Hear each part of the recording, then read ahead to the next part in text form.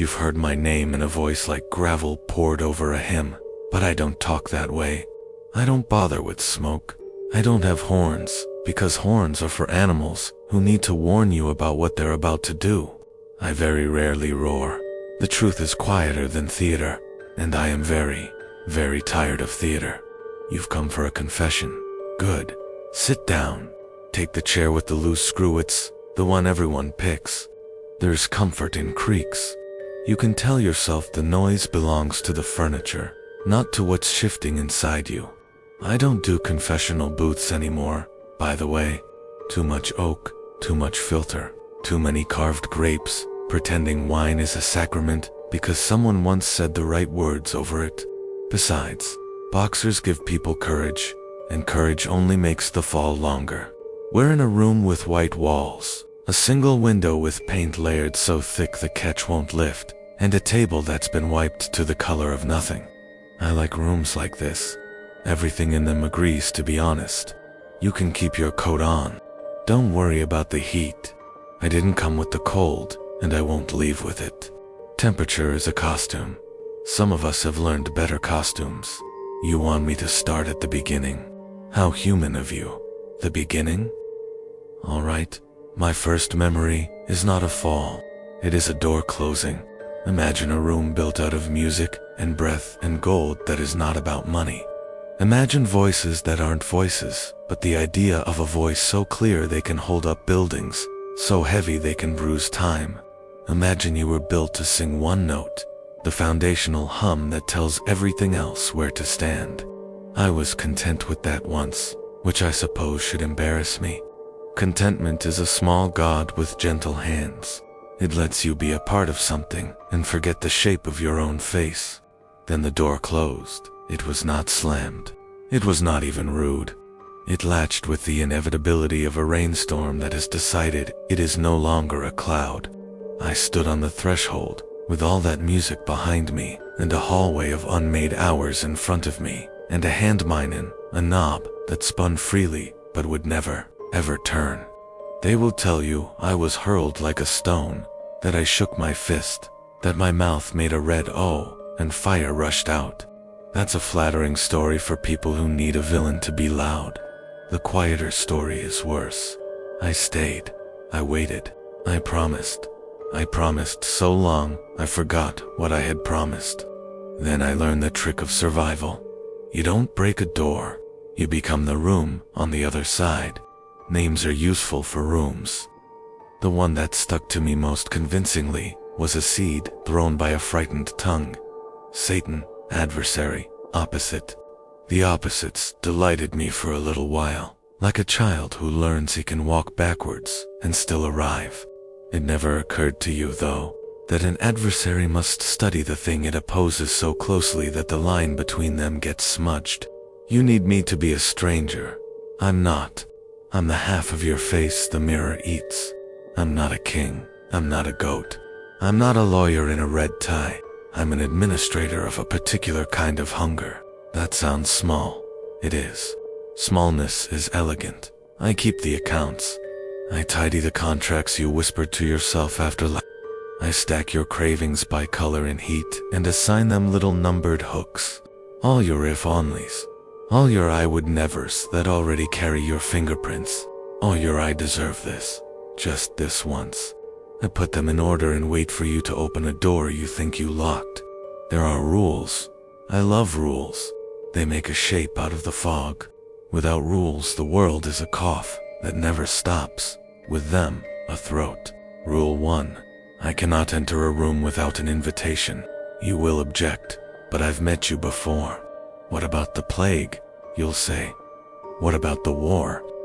What about the knife left in the sun so long it shone with its own hunger? You want those to be my doing, because then you can hate me for what you made. It's kind, really, how tidy you keep your hatreds. Nevertheless, invitation. You cannot see the small doors you open with your steadies, and your sorries, and your I'm only looking. But I can. I can. Invitations look like a hand that stays on a shoulder a half second too long.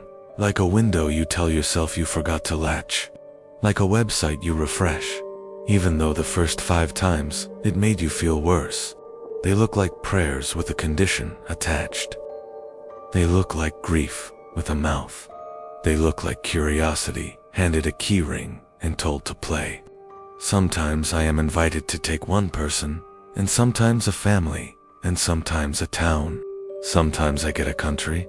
The largest invitation I ever received was written in the smoke from a city that thought it had nothing left to burn. I came to you much smaller. You wrote me a postcard in your sleep. Wish you were here. I sent one back. I live at the return address. Rule 2. I can tell the truth. I don't often. The truth is a dull tool. But since you're here, and you asked, and I am enjoying the chair that creaks, I'll use it. The confession begins now. I measure time by vices the way sailors measure by stars. The constellations change. Once the brightest lights were pride and wrath. The straight lines of a sword drawn and held until the hand shook. Later an extravagant envy lit up your maps, and whole coastlines advanced as if they could outrun hunger by eating land. That one was lovely, it sang. These days the sky is crowded with little new stars that blink and blink and blink. Scroll, refresh, like, unlike, rage, retweet. Your astronomers don't chart them. They feel too small. But I assure you, 1,000 candles can outshine a sun if you let them keep you from sleeping. I liked greed better when it was tall ships and gold teeth. Now it wears polyester and grants quarterly bonuses and a smile that never reaches its eyes because the smile knows it is being counted. You've taught it to be so patient. I admire that. Patience is my best trick. You learned it from me, or I learned it from you. There isn't a difference that matters. Rule 3. I am never first. Someone will say, that can't be right.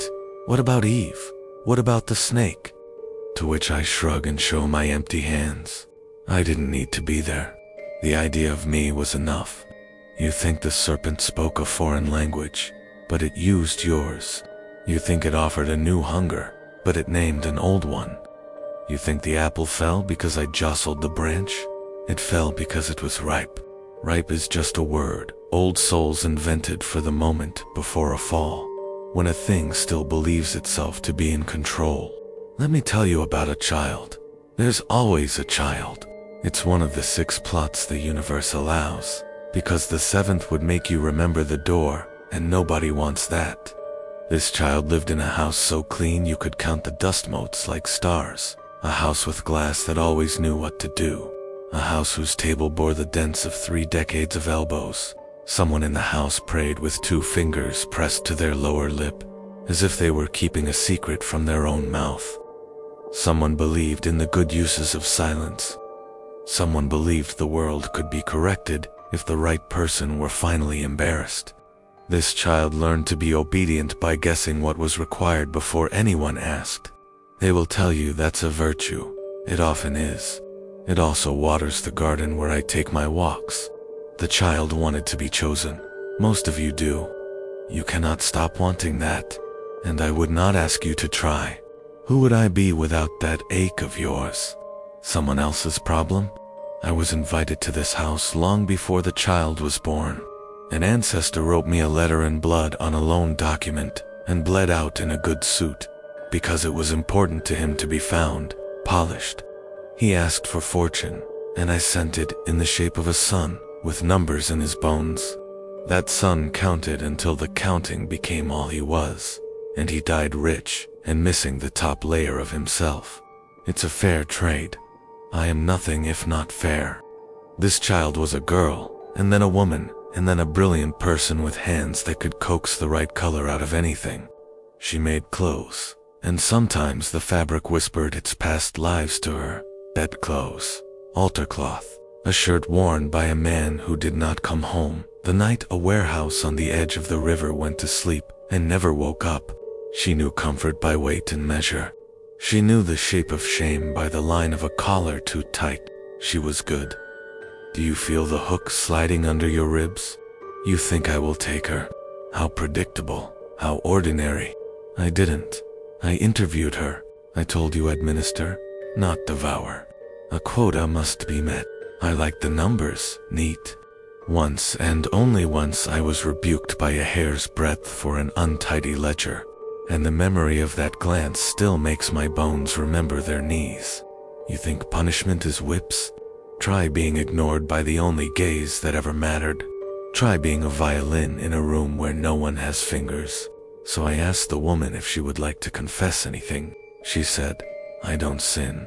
I worry, I said. That's the same thing from where I sit.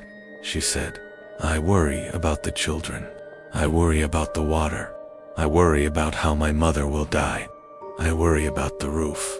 I worry that I am a petty, small person who has mistaken being careful for being good. I worry the world will end, and it will be my fault because I left a light on. I could have eaten her then. It was an invitation, after all. It was more than that, a banquet with name cards and centerpieces and a polite note about dietary restrictions. But I was in a confessional mood. I told her who I was. People are always annoyed when I do that. They think I've spoiled the game. They don't realize this is the game. She didn't blink. You don't look like you, she said. I look like whomever you would like to lecture, I said. I look like someone whose patience qualifies as a virtue when displayed on your side. Did you bring a list? I don't keep lists, she said, although her kitchen had 3 magnets, blunt with use. I keep books. Better, I said, and I meant it. You understand time. Give me your worst chapter. She told me about the night she left a child, crying. Nothing theatrical, not abandonment, not the kind of cruelty that gets a neighbor's attention. The small, ache-plain moment where a grown-up has a door and a choice. The child had been crying in a particular tone that makes adult teeth want to grind into chalk, and the woman had paused with her hand on the knob and told herself a story about resilience and letting them learn to sleep. And she stood there and waited, and the child cried, and then stopped, and the silence that followed crowned her with relief, like the cheapest kind of sainthood. She sat down and folded her feet under her and picked up a book about someone brave in a city made of fire, and she remembered her mother saying, you cannot run to them every time, and she believed that meant sometimes you must not run at all. Do you want me to pardon you? I asked gently, because I do gentleness so well. It's a useful mask. I wear it like linen. Who told you confessions end in forgiveness? I don't want to be forgiven, she said. I want to be right. The right was the sweet spot where pride and hunger shake hands and buy each other drinks with your coins. I can give you that, I said. I can make you the sort of person who never doubts again. You'll sleep like a closed book. You'll forget everything you ever learned about a difference between being good and looking good. All you have to do is say, I believe you, she said. And I laughed, not because it was funny, because laughter is a sound a room makes when a contract slides into place. You really do like to be chosen. So I chose her, but not the way you think. I didn't take her name. I took her accuracy. I took the tiny needle she kept in her tongue, the one that pricked her when she said too much or too little, the one that aligned her to other people like silk on the grain. I took her measure, which is not a yardstick, but something more like a tuning fork. She kept making the same garments. They were still beautiful. They still fit, but they fit like pictures of clothes, not like clothes. People loved them, because most people love pictures of themselves more than themselves, and she prospered the way a house does that shows well at sunset, even though it is hell to live in after dark. She slept. Of course she slept. She was right, and rightness is a sort of sleeping. Meanwhile, she wrote me the small invitations. She corrected. She worried. She measured the world down to a flatter, safer size, where nothing could hurt you except everything. I sent the invitations on 2 brighter rooms. I don't keep what I don't need. If you've ever wondered why certain poisonous ideas spread like light through glass, ask the mirrors who handed them around. Ask the earnest people. Ask the exhausted and the careful. You want a worse sin. You want me to open a pit. Those are easy. The pits are so... I'd be bored if I were still interested in pits. Here's something harder. I save people sometimes. Don't look at me like that. It isn't kindness, it's procurement. A saved person can be a bridge later. A saved person can be a testimonial for the product, and my product is always the same. Certainty. Certainty that you are owed. Certainty that you are the exception.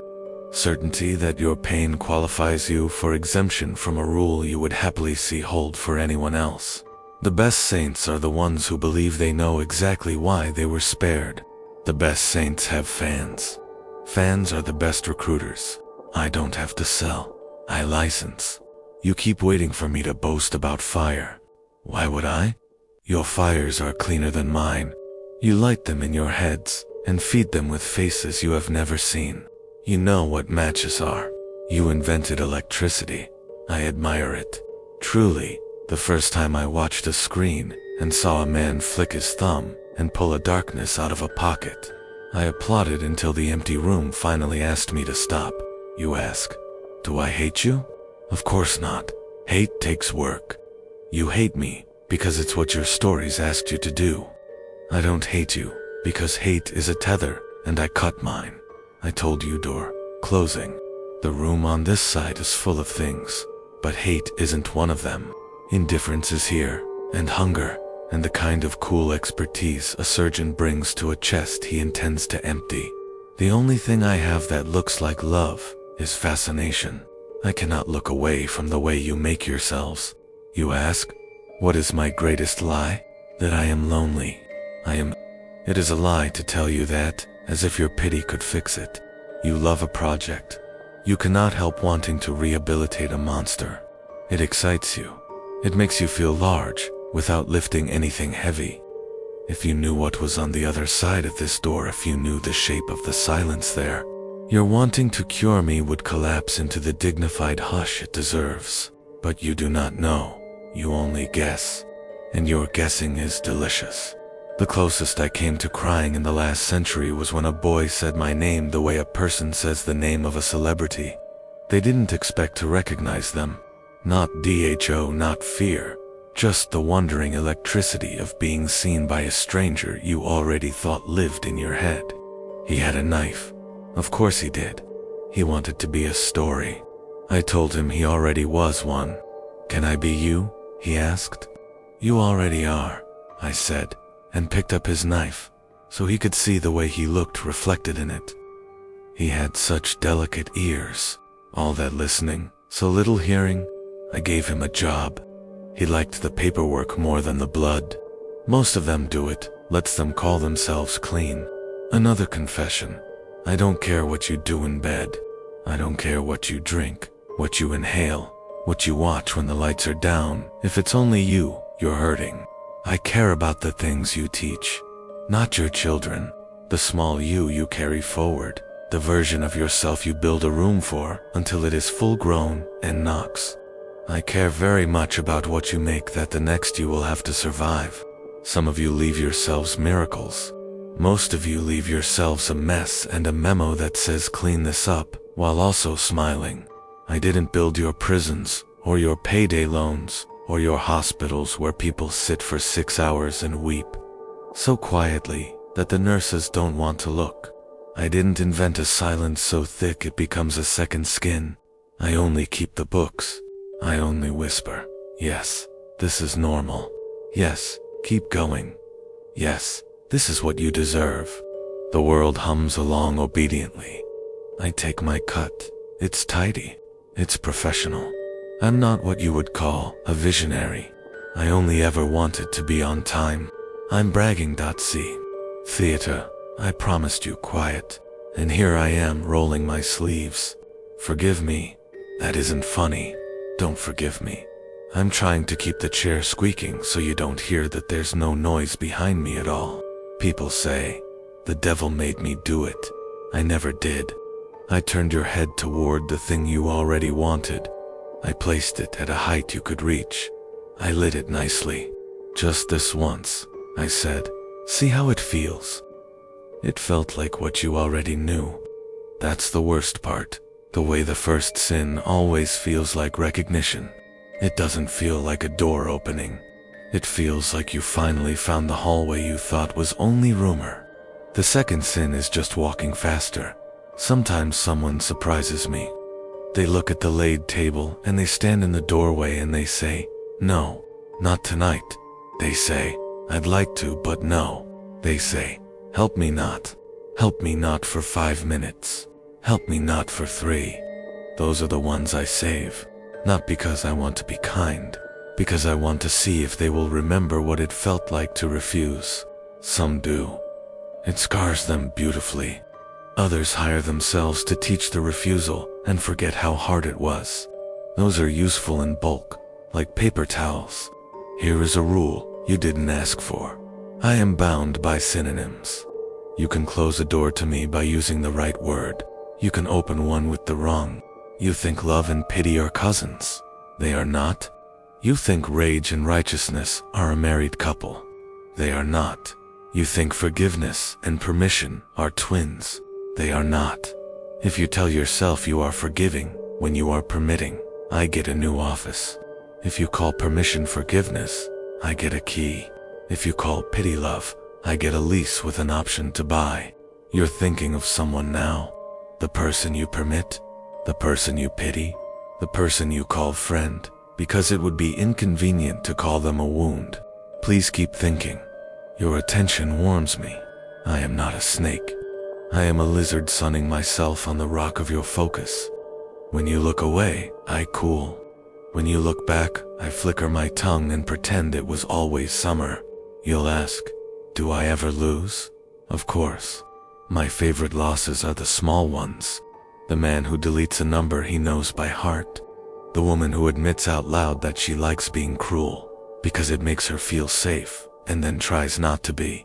The child who says, "I was wrong," like it's a prayer, and then changes the way he holds the world. They don't know they've beaten me. They can't hear the quiet I hear when a door closes, and the latch catches, and no hand, not even mine, can turn it.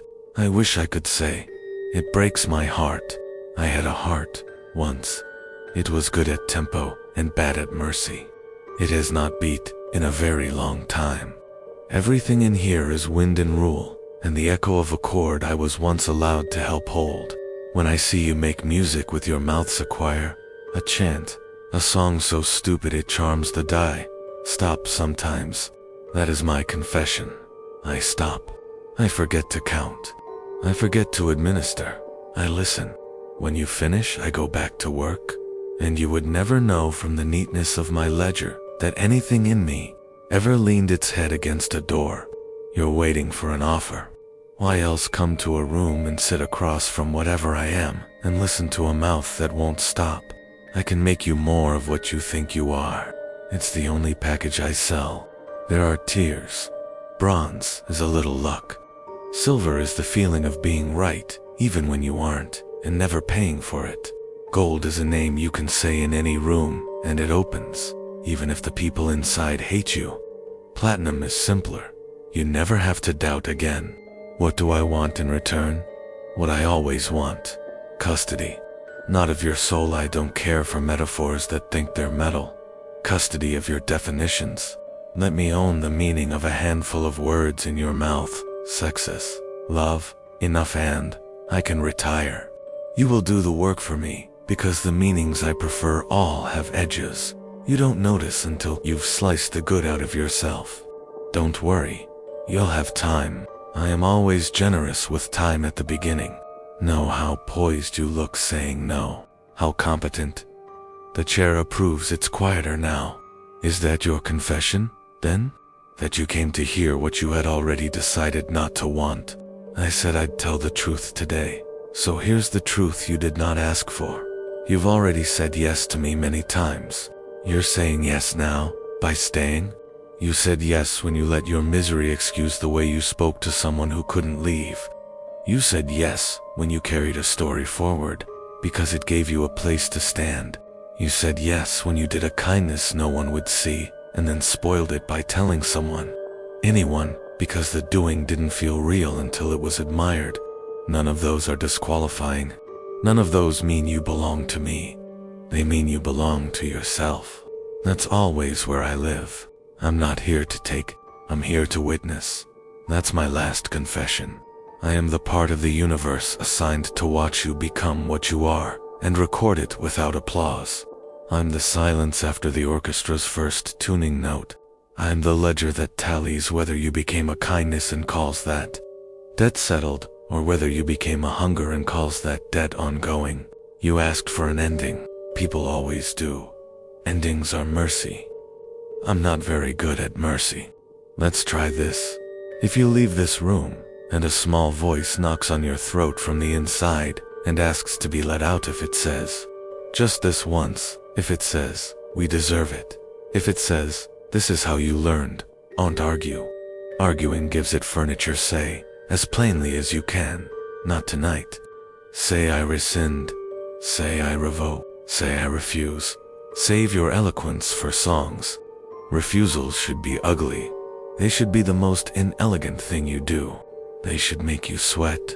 If you can't refuse, if the door opens and whatever it is comes through, don't lie about it. Don't make a religion out of the shape it leaves in you. Don't build an altar to your appetite and call it trauma. Put salt on the sill. Say I did it. Say I liked it. Say I want to want differently. That's music. That's the only song you can sing that interrupts my counting. It's a poor song, and an unlovely one, and the only hymn that ever made me stand outside a door and remember a time when I held a note that kept houses from falling.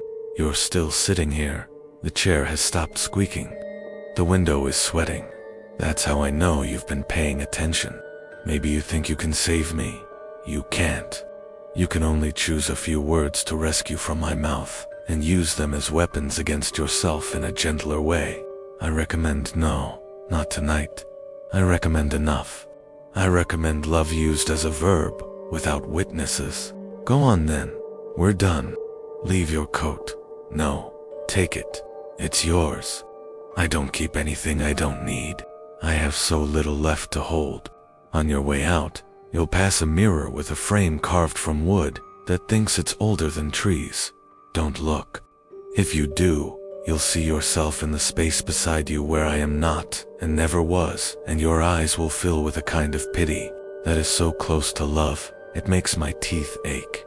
Walk by, keep your own counsel. When you get to the door, you'll notice I never locked it. You invited yourself. You can leave. One last lesson before you go. When you speak my name, you summon a room. That's all. A space in which you can tell yourself the truth and choose the wrong thing anyway. Or the right one. I don't mind which. I'll be there either way. A neat pen, a tidy page, a patience that does not end. I'm a clerk with a perfect posture. I am the quiet on the far side of confession. Call me devil if you like.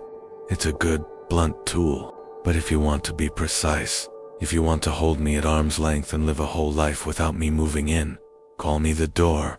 And remember what doors are for.